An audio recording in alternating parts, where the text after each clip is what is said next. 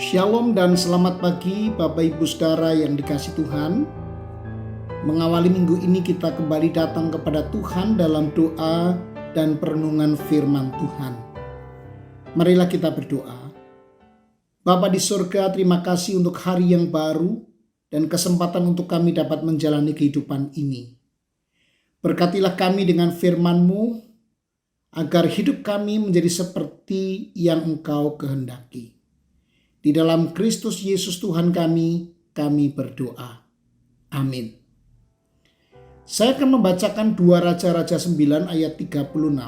Demikian. Mereka kembali memberitahukannya kepada Yehu. Lalu ia berkata, memang begitulah firman Tuhan yang diucapkannya dengan perantaraan hambanya Elia, orang Tisbe itu.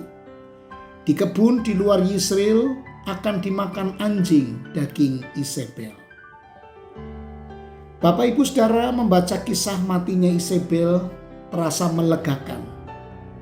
Apalagi jika kita sebagai orang Yahudi. Betapa tidak, karena perempuan ini begitu jahat. Dialah yang telah membawa Ahab, Raja Israel yang menjadi suaminya, dan umat Israel kepada penyembahan berhala. Allah sendiri murka terhadap dia, dan untuk itu Allah telah merencanakan sebuah cara penghukuman yang mengerikan bagi Isebel dan keluarganya.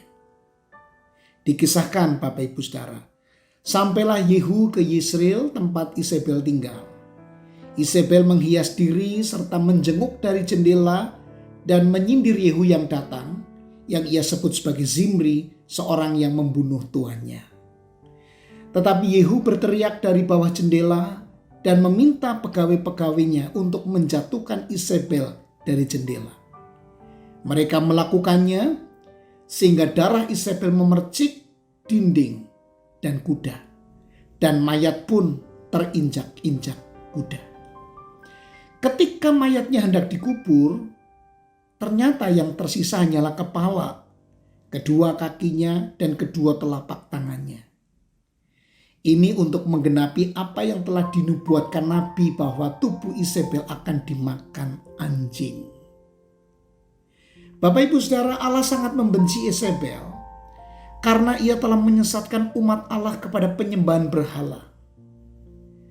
Allah juga akan marah kepada siapapun yang berbuat seperti Isebel, yang menyesatkan banyak orang kepada penyembahan kepada sosok lain selain Tuhan Allah, pencipta dan penyelamat di dalam Yesus Kristus.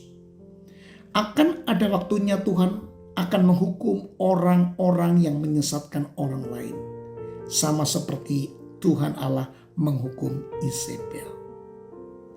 Kebenaran ini mengingatkan saya akan perkataan Tuhan Yesus di Injil Lukas pasal 17 ayat 2. Adalah lebih baik baginya jika sebuah batu kilangan diikatkan pada lehernya, lalu ia dilemparkan ke dalam laut, daripada menyesatkan salah satu dari orang-orang yang lemah ini.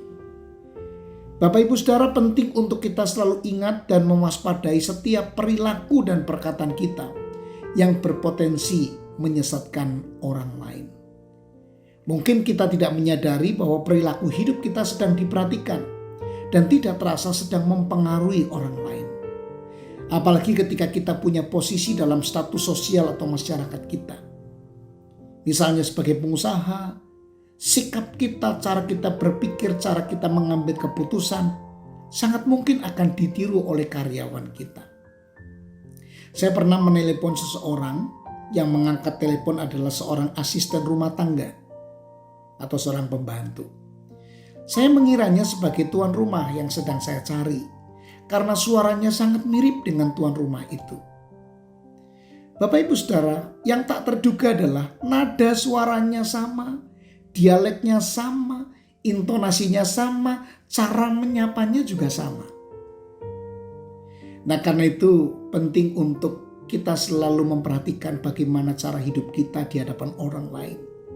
Karena apa yang kita lakukan, kita katakan bisa sangat mempengaruhi orang lain, bahkan tidak disadarinya. Kalau yang kita lakukan salah, sangat mungkin akan ditiru dan dengan demikian menyesatkan orang lain. Sebab itu marilah kita berhati-hati. Kita berdoa. Bapa Surgawi, ampunilah kami jika selama ini kami tidak menunjukkan cara hidup yang baik. Pola pikir, perbuatan, dan tutur kata kami telah membuat orang lain tanpa sengaja meniru kesalahan kami.